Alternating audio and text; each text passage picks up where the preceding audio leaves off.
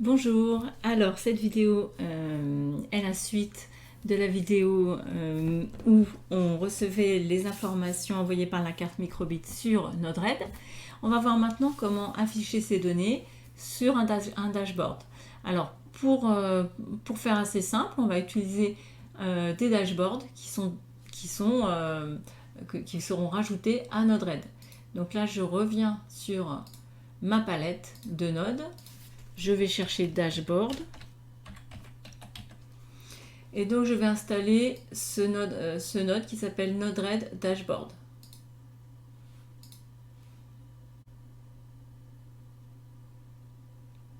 Ok, donc là, les nodes ont été installés. Et on voit qu'ils apparaissent immédiatement dans la palette. Alors, on a un nouveau groupe dashboard avec dedans tout un tas de nodes disponibles. Donc, on va pouvoir essayer par exemple gauche pour afficher les informations sous forme de jauge. Je connecte la sortie de mon node serial au node gauche. Alors, j'ai affiché mon volet latéral droit. Quand on installe le node dashboard, on a un petit onglet supplémentaire là, tout à droite, dashboard. Et c'est là qu'on va pouvoir paramétrer l'apparence du tableau de bord. Donc là, on peut même choisir différents styles. Le titre.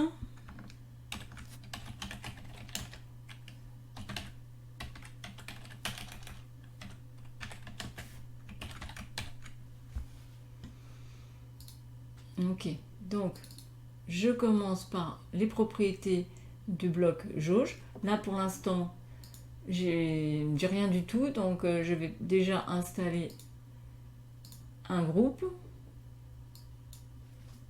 que je vais appeler IoT, et je vais aussi ajouter un tab.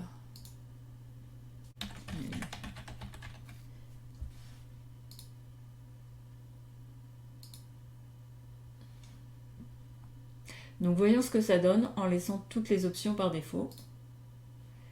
Je déploie, et là quand on a la petite icône là, voilà, qui permet d'ouvrir un nouvel onglet au navigateur.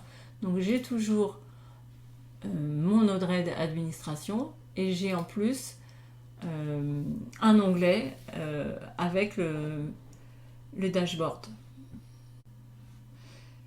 Alors là, on peut s'amuser à modifier un peu le paramétrage. Label.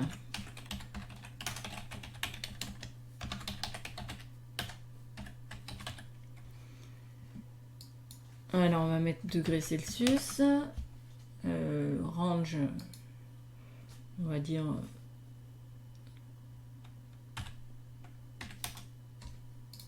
moins 10 à 40. Et on peut même mettre des gradients. Là, par exemple, je pourrais mettre 0. De moins 10 à 0, je pourrais choisir bleu.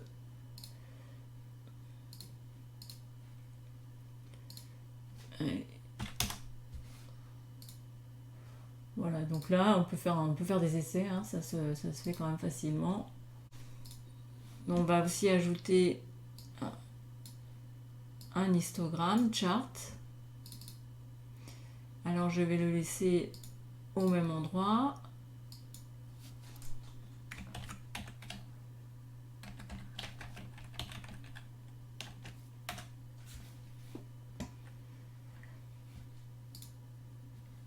Je déploie à chaque fois, et c'est immédiatement répercuté sur ma fenêtre de visualisation.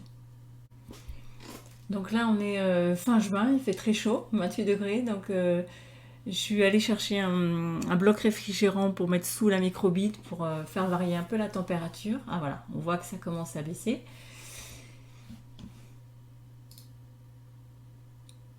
Donc là, si on regarde un petit peu, on peut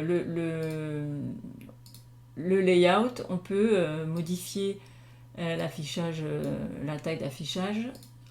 Si on trouve que c'est un peu petit, voilà, faut un peu chercher, c'est assez intuitif, voilà. Donc là on voit que ça se rafraîchit un peu, je suis à 25 degrés, voilà, on va changer, ici je vais mettre à 25 pour voir le changement de couleur. Donc ça c'est quelque chose qu'on peut faire quand même assez rapidement, assez simplement, avec nos dreads. Bien sûr, on pourrait aussi très bien rajouter des données d'autres cartes. Alors je vais simuler l'ajout d'une carte supplémentaire en rajoutant un node qui va injecter des données à intervalles réguliers, un peu comme si c'était une deuxième carte. Alors, je vais pouvoir injecter une donnée et on va dire injecter des données toutes les 30 secondes par exemple. Et je vais lui dire d'injecter un par exemple.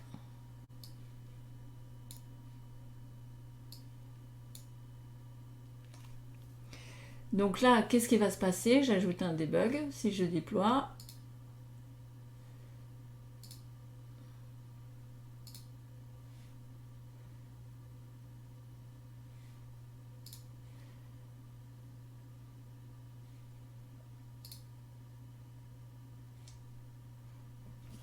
Voilà, quand je clique, j'injecte, il y a le message qui contient la donnée 1 et si tout va bien, qui va se répéter toutes les 30 secondes. Donc je vais rajouter maintenant une fonction JavaScript pour générer un nombre aléatoire.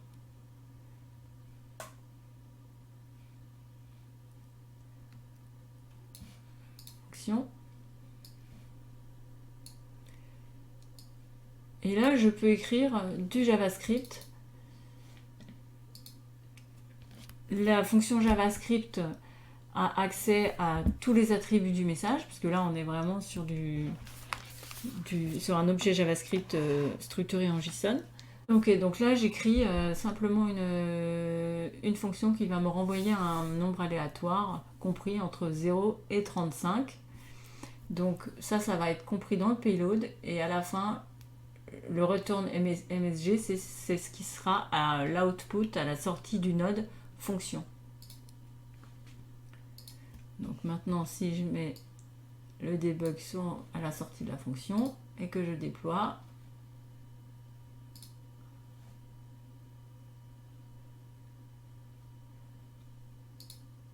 voilà, là j'ai par exemple 29. Donc c'est uniquement pour tester et une technique pour obtenir des données pour tester là par exemple le dashboard. Donc je vais rajouter un autre chart.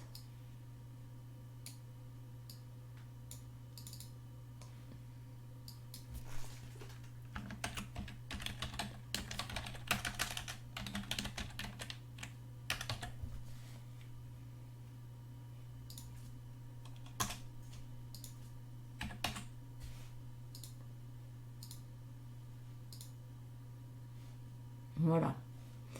Donc là, c'est pour montrer qu'on pourrait très bien créer des tableaux de visualisation et afficher les données de 5, 6, 10 ou 15 cartes.